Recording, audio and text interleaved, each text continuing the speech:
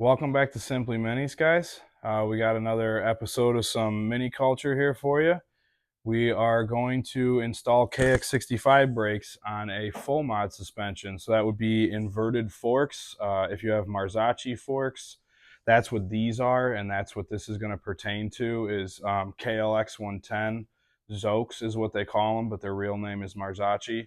And an MX style swing arm. This is a CHP Aero. The way that the brakes actually bolt onto the bike is pretty much the same for any style MX swinger that you have. And we're going to show you guys how to do that. We get a lot of questions about how do I get these KX65 brakes on here. It can be kind of confusing, but once you see it, it's actually pretty simple. So let's get at it and we'll show you how to do it. All right, so in order to make this brake kit work, you're going to need a couple of parts first. One of those parts is this bracket. This bracket is specifically made to adapt KX65 brakes to a KLX110 Marzocchi fork kit. There's still a few companies that makes this. DMC Motorsports makes this bracket still, and also so does DFMX, and it is sold on T-Bolt. So you can get them there. Not a ton of companies make them, but they're still around. When you do get it, this is not going to be installed in it. This is a part of your factory brake setup from a KX65 caliper. So when you buy a KX65 caliper, you have to make sure that it comes with the OEM bracket and it's not just the caliper, because you are going to need this, or you can buy it from any parts company. You can buy this specifically, I'm sure, if you go and look up KX65 brakes, but you got to have that. Then for this particular kit, this is a factory KLX110 Zoke axle. It comes with this skinny spacer, and then this is just the axle itself. So this comes off of here, then you have that. And this is what we're going to use to make this work. So I'll show you how to install this bracket here, and then how to install the brake pads and toss on the wheel. You are also going to need a rotor. Yeah, I know that this is broken off. I was trying to take this off to separate it from the wheel so we could install that as well for you guys, but this bolt broke off, and this is the rotor that you're going to need, and we're going to toss this on once we get the brake set up on, and we'll show you how that all fits together. I know Matt at Factory Mini Bikes still has these 5-bolt. This is for a FABA hub. The FABA hub is what should come with your Marzocchi fork kit, and then this rotor will bolt right on there, and it goes from 180 millimeters to 200 millimeters, because the stock formula brake setup that comes with the Marzocchi kit is 180 millimeters. So that factory rotor that comes with it will not work. It also is not thick enough. So you have to get this rotor. It's not optional. So you want to start by greasing these up so that the caliper slides. This is a floating caliper, so it does need to float back and forth on these pins. Try and use waterproof grease. Maxima makes a really nice waterproof grease. It's this blue grease. It's really sticky, and it works well. So once you got that on there, you're going to take your bracket, you're going to slide it in there, and you're going to slide it in there. See how this moves nice now? That's what you want. If it doesn't move nice, you didn't do something right. Then, after that, you're going to slide your inside pad in here. Then you've got an outside pad. This one goes on the outside. You can see that because it sits like this in here. It can't go any other way. And once those are in, you have these pins that go on the back side. I'll put some grease on these.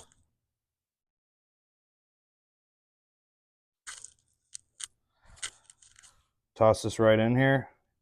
You got to line it up with these slots on top of the brake pad. You'll see there's slots in the tops of the pads. This slides right through here. And then you have your second one.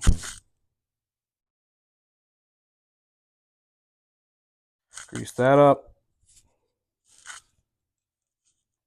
Then you toss your second one. You just wiggle the pads until it goes through. It's a pretty simple gig. Then you're going to want to tighten these down. This is a 6 millimeter, I believe it is, or is it 5? It's a 5. These are 5 millimeter.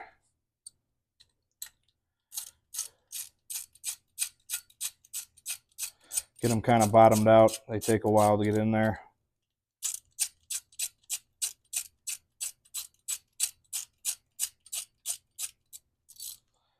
Tighten these down. You can tighten them down more once the caliper's on and something's holding on to it. A little bit easier that way. So now your caliper is ready. It's that simple. You bolt this bracket on there, put your brake pads in, come right up here, and see this lines up exactly with the OEM KLX110 lug. Take your bolts, toss those right in there. A lot of people do thread lock them. I'd recommend that you do. It's good practice, especially if you're racing. This is also a 5mm. Some people use different bolts on these. Not, it's pretty much. I'm not sure if they come in the kit. I honestly don't think that they do. So you will most likely need two brakes here, or two bolts here, because normally they're a different size than the caliper that the formula caliper that's bolted on here from the factory. So you'll have to get some bolts from your local hardware store. But now that that's bolted on, you're basically, I know you guys can't see this super well on camera, but you just have to make sure that the pads are spread so that you can take your wheel and slide her right on in here into the pads. This can be a little daunting of a task because the pads like to sink back together.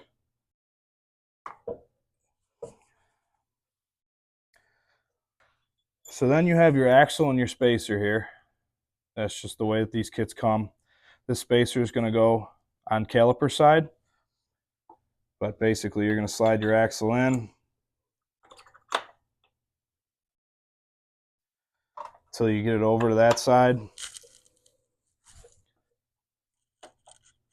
And then you got to slide your spacer in here. Get the axle through it.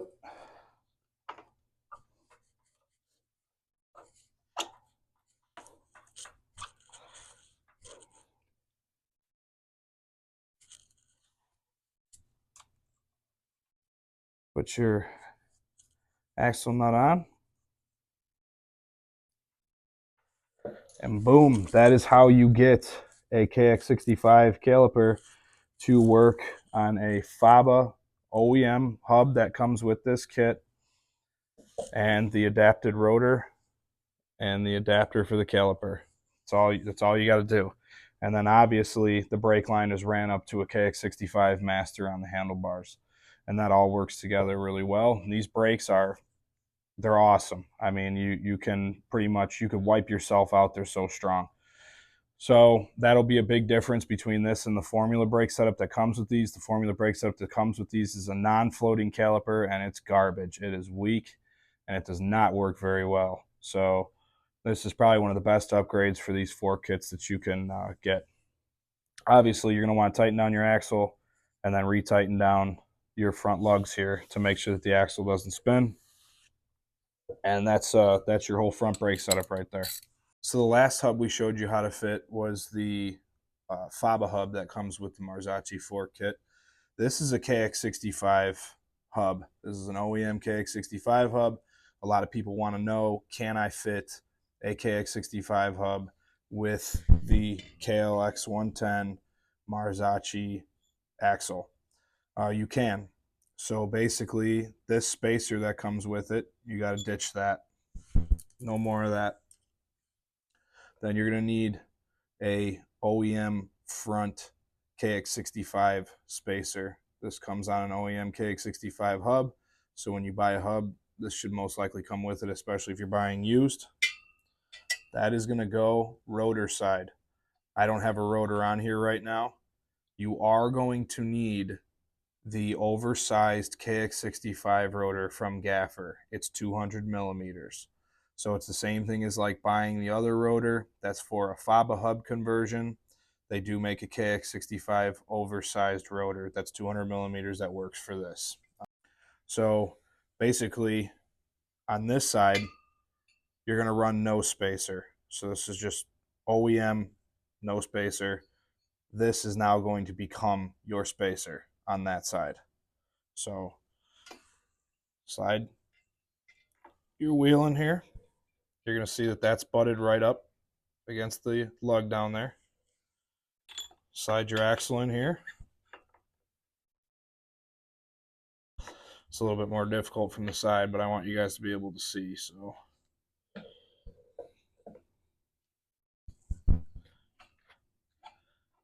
now you'll see that this is going to pass through the lug here and go right. It actually fits perfectly inside the seal too. So the only downside to this is this side is going to stick out a little bit more than it would if you were using the FABA hub. And when you go to tighten down your nut on this side, you are not going to get the threads to pass all the way through to the end of the nut. There's a couple of threads that are still hanging there. My recommendation would be to thread lock it. I've never had an issue. I've ran a ton of setups this way. This is the only way to get a KX65 wheel to work without custom machining the axle. You could have the axle machined as to where some of this shank, the fatter part of the axle here, you would machine some down off of it so the axle could push through a little bit further. That would be the only other way. But without machining or doing anything custom, this will make a KX65 front wheel work. And as you can see, it sits in the middle. So it's perfect. Your wheel's not going to rub on anything. The rotor's not going to hit anything. It lines up with the caliper very well. This is a good option if you're just going to run a OEM KX65 hub in the front, or if you don't have the FABA hub, say you bought forks, didn't come with it, you have KX65 wheel, or you prefer to run KX65 wheels, this is also an option. All right, for the rear, we have an STR kit as well. This is their bracket that adapts the caliper to the rear. You have to, this is just an OEM rear KX65 caliper bracket and caliper that literally bolts right to this plate. It's just literally these two Allen key bolts, and I know those two Allen key bolts are scary looking. Don't mind that. They need to be changed. Don't buy black oxidized bolts because that's what they do. Other than that, the kit will come with this. This is the left side spacer. That goes right into the hub, and then the other side of the hub uses a OEM KX65 spacer. So basically, this slot right here sits on every MX swing arm I've ever owned. There's a tab on the inside of the swing arm right here. It's just a square tab. This slides right onto it, and it sits on it. It's pretty simple. Your best bet is to make sure that these are spread. You can take a flathead screwdriver and put it in here, and you can spread this all the way so the caliper is all the way open, and it will make it a little bit easier to slide your rotor in here and take some stress off putting the rear wheel in, because it's kind of a pain in the butt. The other side of this wheel is just a Vortex KX65 sprocket, and this is an OEM KX65 rotor on this side. So you can see that's that OEM spacer, and then chain side has the aftermarket spacer in it right there. So we are going to take this, now that this caliper is mounted on here, we're going to take this, slide the rotor in between the two pads. This can be a little bit of a trial because you got to get the chain slid around it while you're getting the spacers in properly. And then you're going to want to take your axle, slide her in.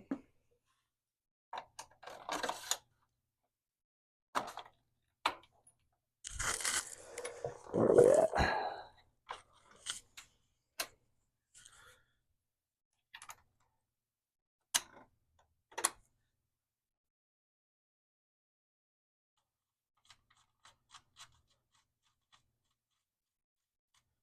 So that is this half of it. Now you're going to come up here. So the best I can show this is basically about this angle, but this bracket right here, as you can see the billet, that's bolted to this black plate here. On this particular bike, because it is a billet wear frame, it bolts on this plate on a stock frame. this drills through your frame, and you have to take the motor out and you have to bolt this in from the back side of the frame. So this bracket basically mounts to your frame, and then this is a KX65 Master. You don't have to use that. There's a slew of Masters you can use. One of them being the knockoff YZ250 Master on eBay. That one has the same bolt spacing, and in my opinion, it fits a little bit better because the KX65 Master actually has a reservoir that's tucked up here, which it's just harder to fit than the other Master. The only good thing about this is with kickstarts, it usually sits in a little bit more, so you won't have as much spacing issues with the kickstart coming back and going to kickstart as you would with like a YZ250 Master. But basically, you're going to drill your holes in your frame, mount this on here, and then mount that to it. And when you do that, you have to be aware of your brake pedal height. So depending on where you mount this on the frame, as you can see, that would affect the pedal going up and down. And this is all the adjustment you have right here, this bolt. So if you don't set this in the right spot and say you put it too high and you want the brake pedal lower, you won't have the adjustment in here if you don't set it up right. So that's something to keep in mind when you go to do this. On the KLX110 frame, because there is a subframe bar that comes down right here, you kind of only have, it's very limited your options on to where to mount it. So that will kind of help put it where you need it to be. But you'll see exactly what I'm talking about if you go to install one of these brackets, that you need to make sure that you have it spaced properly related to your brake pedal height. So that is the second part of the kit, and that is really all you have to do to make it work. And you also have to have a brake pedal that allows you to use a rear disc master, because obviously you normally have the rod coming up from the rear back here that goes to the back of the brake pedal. Sometimes the angles on these things don't work right with certain brake pedals. This is a good brake pedal to use. The Two Brothers, the KX110's pedal works, I believe. The JTI setup works, but then you have to use their cradle, which is very expensive. But nonetheless, this has to happen for this all to work. And then your rear caliper setup, and boom, you're good to go. You got KX65 brakes on your full mod.